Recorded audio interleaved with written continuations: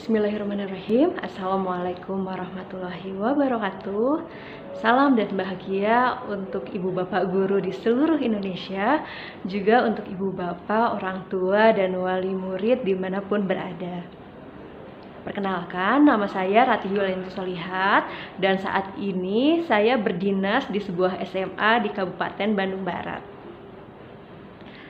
Bapak Ibu yang saya hormati, pada kesempatan kali ini izinkan saya untuk berbagi terkait keyakinan apa yang semakin diyakini tentang filosofi pemikiran Ki Hajar Dewantara.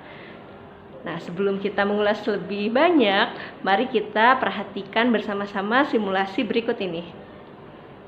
Nah, Bapak Ibu sekalian, di hadapan kita sekarang sudah ada dua tanaman dari jenis yang sama, yaitu Wijaya Kusuma, tapi keduanya mendapatkan perawatan yang berbeda. Kita bisa lihat dulu dari Wijaya Kusuma yang kering. Pertanyaannya, kenapa dia bisa kering? Saya ingat betul ini penyemaian kedua bunga ini dilakukan tahun lalu bersama tim saya Adiwiyata. Lalu bunga ini atau tanaman ini kami simpan di greenhouse, yang mana harusnya greenhouse itu adalah tempat untuk menyembuhkan tanaman, tapi ternyata malah tidak terawat di greenhouse, sehingga dia tidak tersiram, tidak mendapatkan cahaya matahari yang cukup, dan kemudian menjadi terabaikan dan kering, dan mungkin sekarang tidak bisa diselamatkan lagi. Beda dengan kondisi tanaman yang satunya lagi, ini sama-sama Wijaya Kusuma dan sama untuk periode menanamnya. Yang ini kami beri pot karena waktu itu stok potnya masih ada, kemudian kami simpan di depan ruangan yang tentu saja setiap hari terperhatikan, kemudian setiap hari disiram, kemudian mendapatkan pencahayaan yang cukup, tidak kepanasan. Apa yang terjadi pada bunga yang terawat ini? Nah, dia berbunga, Bapak Ibu. Ya, walaupun tadi saya menemukan ada 2 ulat dan saya segera membuang ulat-ulat itu. Terima kasih Bapak Ibu telah menyimak sedikit simulasi sederhana tadi terkait 2 jenis tanaman dan bagaimana penanganannya sehingga keduanya menghasilkan output yang berbeda. Nah, lalu apa kaitannya dengan filosofi pemikiran Ki Hajar Dewantara? Nah, Ki Hajar menyebutkan seorang petani dalam hakikatnya sama dengan kewajiban dengan seorang pendidik. Yang menanam padi misalnya, hanya dapat menuntun tumbuhnya padi.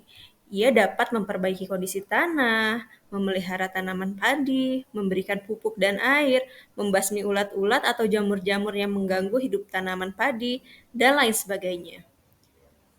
Meskipun pertumbuhan tanaman dapat diperbaiki, tetapi ia tidak dapat menggantikan kodratnya padi. Misalnya, ia tak akan dapat menjadikan padi yang ditanamnya itu tumbuh sebagai jagung. Begitupun saat menanam jagung, tentu perawatannya berbeda, treatmentnya berbeda, dan tidak dapat mengharapkan hasilnya yang selain jagung. Yang bisa kita harapkan adalah nanti dia akan menghasilkan jagung yang banyak, yang bermanfaat untuk banyak orang. Nah, kesimpulan yang dapat saya ambil terkait mengenali potensi anak dan mengembangkannya adalah yang pertama, kenali apa potensi anak kita. Jadi anak kita itu bibit apa sih sebetulnya? Kemudian yang kedua, berikan tempat yang terbaik. Yang ketiga, berikan treatment-treatment yang sesuai. Yang keempat, berikan nutrisi-nutrisi tambahan sesuai dengan yang diperlukan. Kemudian yang kelima, jauhkan dari hama-hama perusak. Pada akhirnya, tentu yang menjadi harapan kita semua adalah semoga anak-anak kita dapat tumbuh dan berkembang dengan baik, seperti apa yang mereka cita-citakan, dan tentu tetap menjadi kebanggaan orang tuanya. Amin. Demikian Bapak Ibu yang dapat saya bagikan pada kesempatan kali ini. Semoga masih ada kesempatan-kesempatan lain untuk kita saling bertukar ilmu. Terima kasih. Wassalamualaikum warahmatullahi wabarakatuh. Salam dan bahagia untuk kita semua.